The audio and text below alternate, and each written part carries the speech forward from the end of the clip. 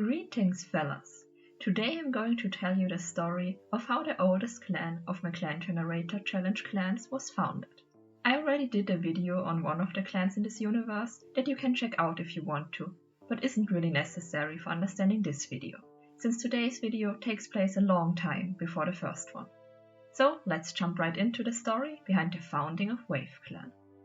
Before we can talk about WaveClan's beginnings, we have to talk about the origin of its first leader, Mosslight. Moss and his two siblings, Fern and Ivy, were born to a loner in a two-leg place near Prairie.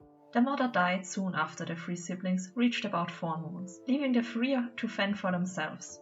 However, life in the two-leg place was hard, and Ivy didn't make it to adulthood like her brothers.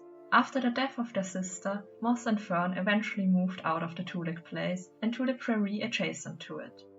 There were already numerous cats living in the prairie under a slightly informal hierarchy that determined who gets to choose a certain sized territory first. Moss and Fern managed to secure a piece of land for the two of them at the periphery of the main prairie area, reaching into part of the bordering bushland. For a few seasons, things were starting to look up again for the two brothers, until the current leader of the Loners and Rogues, a cat with loads of authority and in charge of making sure that border conflicts wouldn't get too bloody, died. Without a universally respected cat calling the shots, instability and discussions about who should take their place quickly rose up. Inside of the created power vacuum, several cats tried to get the higher position for themselves, including Moss, leading to a disagreement with his brother Fern, who would prefer to lay low and secure the piece of territory they already own. Moss goes to check out the situation regardless, and throws in his claim on leadership at a gathering of cats. Several others do the same, while other cats try to stealthily sneak out of the increasingly escalating meeting.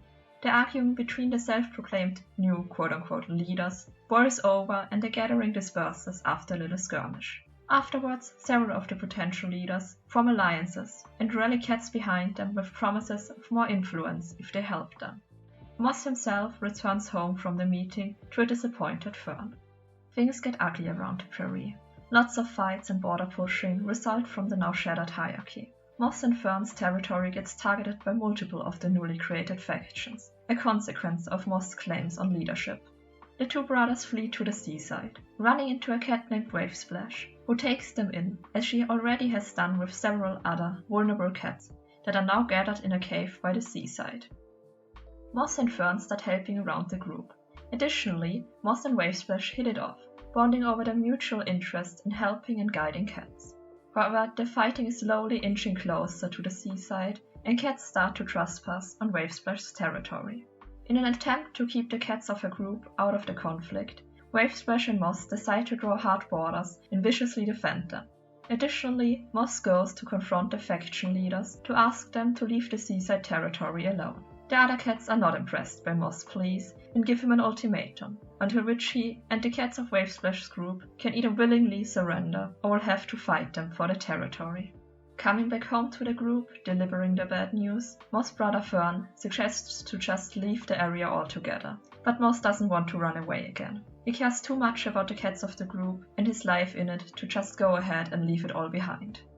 Moss and Wavesplash, not wanting to wait for the other factions to attack them, plot to kill the faction leader who is most aggressive towards them, in hopes of preventing a full-on war for the group. Following the plan, Wavesplash sneaks into the faction leader's territory and tries to end his life. However, she gets caught and killed by the other cat soon after. Moss snaps and declares that he wants one last fight with the faction leaders to end things between them once and for all. The other cat agrees, and Moss rushes to rally cats from Wavesplash's group and other already beat factions behind him. When the day of the big fight finally arises, the opposing sides meet next to a small pond with a tree in the middle, near a slightly forested area.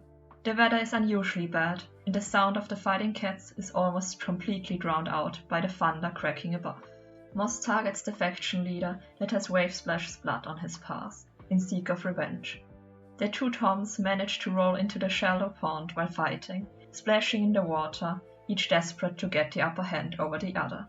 Unfortunately, Moss is no match for the other Tom's fighting experience, and slowly but surely starts losing, when suddenly the sky lights up, and a lightning bolt strikes the tree in the middle of the water the two cats were fighting in.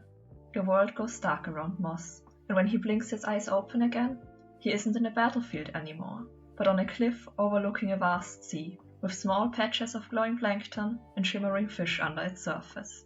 He is greeted by Wavesplash, who introduces him this place as LightClan, and gives him one of his 9 lives, renaming him Mosslight and making him promise that he will use this privilege to protect her group of cats to the best of his abilities. Mosslight returns to the world of the living, losing the first of his 9 lives in the process, and steps out of the pool of water alive, unlike the other faction leader.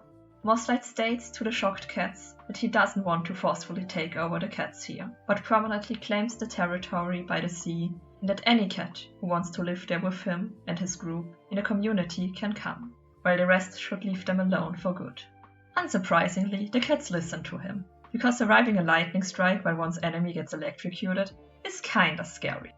So yeah, Mosslight returns home, and the cats of the group get named WaveClan in memory of Wavesplash. And that's how WaveClan came to be, marking the beginning of the start of several other clans in the area, but more on those on another day. Anyways, thank you for watching and see ya!